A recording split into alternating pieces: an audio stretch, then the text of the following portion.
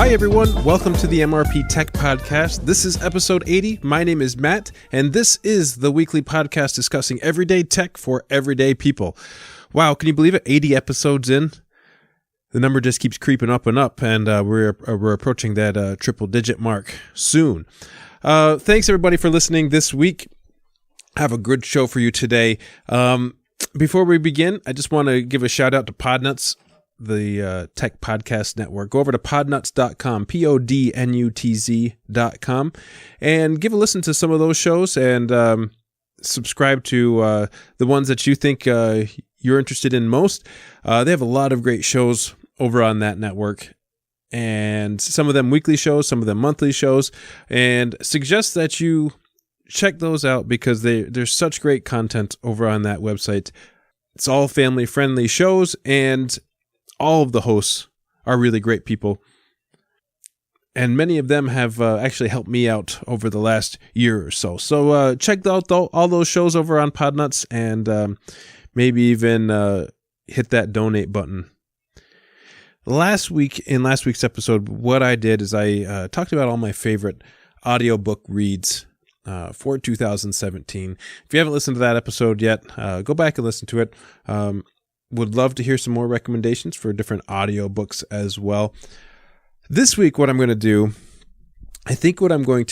is talk about some holiday gift ideas that I think are relatively inexpensive and great deals for just about anybody interested in tech type stuff. I've never done this before, so I thought I'd try it this year and see how it goes and see how it's received, and really just put it together a quick list of a few different things that I think are great deals and something that I think every tech enthusiast should have in one way or another.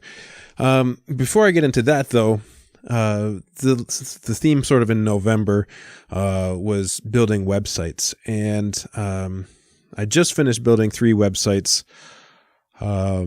Have them all up and running now. The new mrptechreviews.com website, if you haven't checked that out, I put a lot of time and effort into that. Basically, I want to use that website as a supplement to this podcast. So a lot of times if I have certain topics that I discuss in the podcast, I'm going to put that in my news feed over at that website, and links similar to show notes where you can go and access any links that I've talked about here in the show. It's a resource where if I do YouTube videos, the YouTube videos are going to be on there. I've got links to Podnuts. There's a contact form. And also, I just want to do a quick shout out to my very first Patreon supporter. I will give a quick shout out to it's either Diver or Diver, Divrr, who became the first patron this week over at patreon.com/mrptech. I don't advertise that a whole lot. I probably should advertise it more. Usually I tend to forget about it. But I do have a Patreon page. You can also go to my website, mrptechreviews.com. There's a link to Patreon and a couple other ways that you could support this podcast if you choose to. And so the new website's up and running. Took me a little bit to get used to WordPress, and some of the features I didn't really know how to implement quite well. But after I built 3 websites, I seem to be getting the hang of it, and that website's only going to improve from here. So check out the new mrptechreviews.com. I would appreciate it. Love some feedback if you have any ideas for that site. I think it looks much better than the old Wix site, and so I'm happy to say goodbye to Wix, and really just looking forward to 2018. I've had a lot of really great ideas for this podcast, and just going to keep plugging away. And I've been receiving a lot of great feedback over the last few weeks, and I definitely appreciate all of you who have taken the time to write into the show, and it keeps me motivated. It keeps me going here, and it keeps me wanting to learn new things and just to talk about them here online. Okay, so I'm going to do a top 5 today, top 5 picks of what I think relatively inexpensive tech holiday gifts that I think are great choices for anybody either looking for something for their kids, or just something they don't have to put a lot of money into.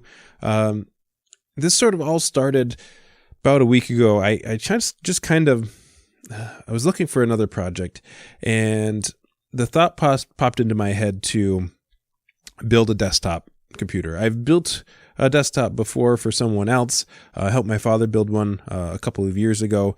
It was a lot of fun. Really enjoyed the project. So I started looking into how to build a desktop, what I should do, where parts I should go. And, I was looking at newegg.com and looking at parts and pieces to put together. And I really just didn't want to spend the money at this point in time to build a new desktop. Because I'm so on the go, I normally carry a laptop with me, and usually when I'm working on projects, it's in between two different things that I have going on. So I pull out the laptop, work for a little bit, and then put it away. So the thought popped into my mind, and as quickly as it popped into my mind, it sort of went away, saying, well, I don't really want to do this right now. But then I started thinking about a few other things that I've talked about on this show. And last Christmas, coming in at number 5, last Christmas, my wife gave me the Amazon HD Fire HD 8. And there have been some really great deals over the last few weeks on the Fire 8 tablet with Alexa. It right now it's $79.99 on Amazon, and I'll put the link in the show note. If you've never checked out the Fire tablets, it's a great inexpensive Android tablet. It's got a lot of Amazon branding, but the tablet itself comes in a 16 gigabyte model and a 32 gigabyte model. Comes in various colors. I've got the black version. It's been out for a year. I think this is probably my favorite combination of the Kindle Fire tablets. If I was going to go with anything Amazon, I would do the HD 8. They have a 7 and a 10 model. The 8 just seems to fit right for what I need. Basically, what I use it for, I test Android apps occasionally when I'm building these websites that I've been talking about, checking to see how it looks on Android. So for me, it's more of a testing platform than anything else. But you can get the Google Play Store installed on it. It works fairly well with most apps. Do run into occasional problems here and there with the Play Store, but the Amazon Store is pre-installed. You can get Netflix, you can get Facebook, you can get HBO, Spotify. Prime members gives all the different benefits for Prime members. If you're an Audible subscriber, it works really flawlessly with Audible. So if you are all in with Amazon products, then the Fire tablets are the way to go, and they're so inexpensive. There is some advertising that when you first turn on your device, you have an ad for an Amazon product. You can turn that off. I believe you can basically turn it off by purchasing a lifetime one-time payment for Amazon. It was $15 at one point in time, and you can turn off the ads. The ads never really bothered me, so I left them on, and just think it's a great deal. And if you catch it at the right time, they were going for $50 at one point in time. It's $79.99 right now on Amazon, and I think I got it for $99 last year. So it's a really great price, really inexpensive, powerful, fast tablet. And it's got a good battery on it too. So definitely worth checking out the Amazon Fire 8 HD. I'll put the link in the show notes for this. A lot of people like to pick these up. Most of you probably already have this, but just put the link in the show notes anyway. Coming in at number 4, earlier this year, I put together a Nextcloud install using Nextcloud Pi. And I was given a Raspberry Pi 2 Model B, and really was sort of blown away with Nextcloud, and especially running on something as low power as the Raspberry Pi 2. It worked fairly well, and it was a little slow, but really for what I needed, for just storing files, it wasn't really something that, it wasn't so slow that it was detrimental to actually being able to use it. And there was only a couple of things with the Pi 2 that I ran into some issues with, like uploading files that were larger than 2 gigs to Nextcloud. And I did some research and read that the Raspberry Pi 3 was up to 10 times faster than the Pi 2, and also was capable of, if you use Nextcloud, it was also capable of uploading files that were larger than 2 gigs. So my next pick for Amazon holiday tech gifts is the Canakit Raspberry Pi 3 Complete Starter Kit, and this is the 32 gigabyte edition. You can get the Pi just by itself. It's $34. I'll put both links in the show notes. $34.99, something like that. But this Canakit, and hopefully I'm pronouncing it right, comes with everything that you need to get started. This would be a great holiday gift idea for a student or somebody just wanting to get into the Raspberry Pi. It comes with a 32 gigabyte SanDisk micro SD card, and it's the Class 10 SanDisk. The Class 10 I would highly recommend if you're going to use something on a Raspberry Pi. Go Class 10. Those are the fastest at the moment. It does come preloaded with noobs, all the stuff you need to get started, and it comes with an HDMI cable. You get onboard Wi-Fi and Bluetooth connectivity. What I like about this, it comes with 2 heat sinks. Because I got the Model 2, somebody gave it to me, didn't have any heat sinks or a case or anything like that. This comes with a case for the Pi and the heat sinks for the Pi to keep it a little cooler. Also comes with a power plug. So everything that you need here, all in one package for $69.99. Also comes in with a USB micro SD card reader. That's handy to have just for anybody who's got a micro SD card. So basically all in one. The Pi normally is $35. Everything else, I think it's a good package deal for anybody who is just looking to start a few projects with the Raspberry Pi. I may actually pick up a couple of these at some point in time. I want to replace my Pi 2 with the Pi 3. And from what I have read, that with Nextcloud, it's really easy. Just pull the card out, put it right in the Pi 3, and you're basically up and running, except for setting a static IP address. Basically, if you did that like I did, you have to redo that. But I'm really looking forward to the increased power of the Pi 3. Many of you out there probably have Raspberry Pi 3s at this point in time.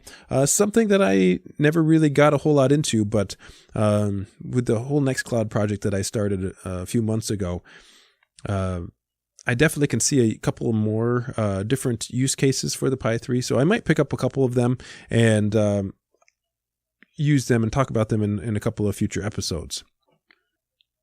Another great deal, this is number 3, going on right now, is the Western Digital Elements Portable External Hard Drive, USB 3, 4 terabyte drive right now for $99. I picked up one of these a couple, maybe 4 weeks ago, something like that, when I did the episode on Plex. I needed a new external drive because my hard drive was full. And basically I store a lot of audio files and video files on the hard drive, and it was running out of room. And I wanted to switch to Plex, and I wanted to have something dedicated for my Plex server. And I had it was either 1 terabyte or 750 gigs. The 4 terabyte drive right now is basically the best deal that I could find out there. You can get 8 terabyte drives. You can get 6 terabyte drives. The 4 terabyte was kind of what I was looking for. Really great deal, $99 right now. I've always enjoyed Western Digital. I had the My Passports before. Now there's something called Easy Store, I believe, and the Western Digital Elements as well. Available in portable editions and very, very small. You can also get desktop editions as well. The portable one is the one that's on sale for $99. You can even get these at Best Buy. I'm going to put the link for Amazon in the show notes. never really, knock on wood, had problems with a Western Digital drive. They seem sturdy, reliable, and dependable. They seem to last forever. I've had issues with other brands out there, and I just look towards Western Digital now whenever I need to buy a hard drive. So that's my pick for external storage if somebody's looking for that as a holiday gift. All right, coming in at number 2, I walked past one of these the other day in a Best Buy, and it sort of caught my eye. I think it may have been Black Friday as I was just going for a walk at our local mall, and I wasn't really out shopping, just happened to walk past them, saw it on sale, and this is the Insignia Flex Touchscreen NS. It's 11.6 inch, 32 gig, 2-in-1 tablet / laptop with a full keyboard, 1920 by 1080, Bluetooth, Windows 10 tablet. It comes with a keyboard, comes 11.6 inch screen, and very inexpensive Windows tablet. It's got 2 dual cameras, face-to-face, 5 megapixel rear camera and 2 megapixel front camera, quad-core processor, Atom processor, and 32 gigs of storage, plus a micro SD card slot, and a 6-hour battery life. This sort of caught my eye as something that I could use for amateur radio stuff.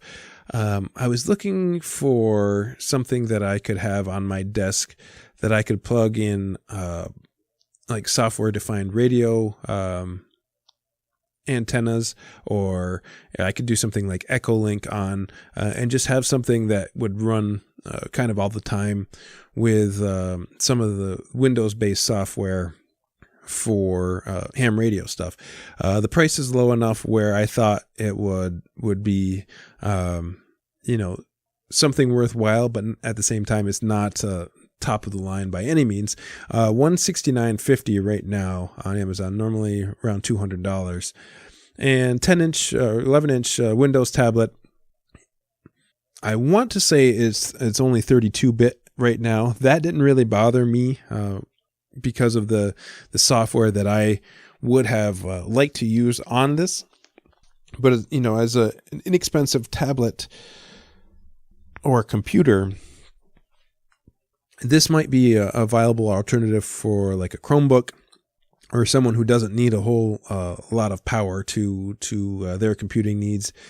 It is touchscreen, and it's a great price for something that maybe you just want to experiment with, or if you have a couple of different tasks that you would like to do in Windows, but you don't really want to buy a full-blown Windows PC.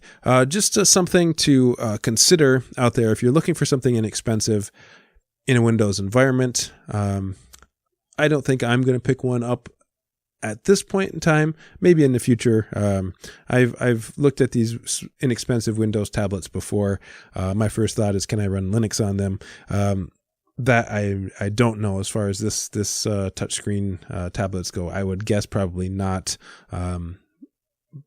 However, anything is possible. So moving along, coming in at number 1. This is something that I've wanted for a really long time and never really picked up. I may pick one of these up at some point in time this year. Because they're so inexpensive, I think it's a very powerful tool that everybody should have. If you have a car that's from 1996 or newer, I would suggest the Veepeak OBDCheck. It's a BLE Bluetooth 4.0 scanner for iOS and Android. It's basically an engine diagnostic reader for your car. And you can plug it into the diagnostic port, the OBD port, underneath your steering wheel. And using iOS or Android, and I believe it's even supported with Windows mobile devices, you can diagnose any issues that you have in your car before you bring it to the dealership, and you'll have an idea of what to expect if you have a check engine light on or something like that. It wasn't long ago that we didn't have these tools available to us, and within the last few years, I believe the support for more and more vehicles has come along, and pretty well supported all around now. Basically, you just download the app, you turn on your car, you open your app up, plug the device in, enable Bluetooth, and then you'll start getting the diagnostics information from your car. This one is only $29.99. It's got 4.5 stars on Amazon, and it's probably my number one pick. I think everybody should have one of these. There are cheaper models that have similar reviews. This one looked to seem like it was well supported on multiple devices: iOS, Android, as I mentioned, Windows. It looks like if you are an Android user, you can purchase an Android only Veepeak adapter for only $12.99. So you can get a good deal on that. The iOS and Android one is $29.99. I'll put the link in the show notes. That is my number one pick this year for a holiday gift. And let me know what you think. What are some tech ideas that you like to give as holiday gifts? These are pretty inexpensive ones. The Windows one is probably the most expensive. But as far as tech gifts go, the prices tend to go through the roof, and nobody really, needs to spend that much. And we can always find some really great inexpensive gifts if you know how to look for them, or if you know someone who's sort of into tech. These gifts will get them started in many different types of projects. So going through the list once again: number 5, the Kindle Fire 8. Number 4, the Raspberry Pi and the Canakit. Number 3, the Western Digital 4 terabyte drive. Number 2, the Insignia 11.6 inch screen Windows 10 tablet. And number 1, the Veepeak OBDCheck. All those are inexpensive, great gifts for everybody. And let me know if you've picked one of these up, or if you're thinking about picking one of these up. If you have one, how well does it work? I'd love to hear from you, and you can provide some feedback. I'll put it on the show if you have one of these devices at home. Love to hear from you. Okay, that's going to do it for this week. It is the busy time of the year. Everybody's overwhelmed with the holidays. I've had 2 concerts this week. Did some really neat things this week. I had a high school concert this week. The kids did a great job on Tuesday night. On Wednesday this week, I had a holiday fundraising concert for the Make-A-Wish Foundation. We raised over $730 for the Make-A-Wish Foundation. It was an awesome event. It was a great turnout. We had a lot of fun playing for that show, and I've done it for 4 or 5 years now, and just amazes me every time the generosity that people have in our local communities. And so I had that. I've got an elementary concerts next week in the middle of holiday shopping and the craziness that ensues with the holiday season. Hope to get an episode in next week, but if I don't, hopefully you'll have a great holiday season, and best wishes to all of you. Don't forget to go check out mrptechreviews.com, the new website that's up and running. I'll put all the links from today's show in there, as well as last week's show. I've added in the news feed. I've also imported all the different sort of blogs or articles, tech articles that I've written over the last year to the new website. Go check it out. It's a nice site. It's looking pretty nice. Give me some ideas for future things. And once again, thank you to the latest Patreon subscriber. I'm going to update that site as well as time goes on. Don't know quite yet what I'm going to do with it, but I will be updating that Patreon page soon. Just tweaking the websites first, and then Patreon is up next on my list. That's going to do it for this week. Thanks so much for listening. We'll see you next time.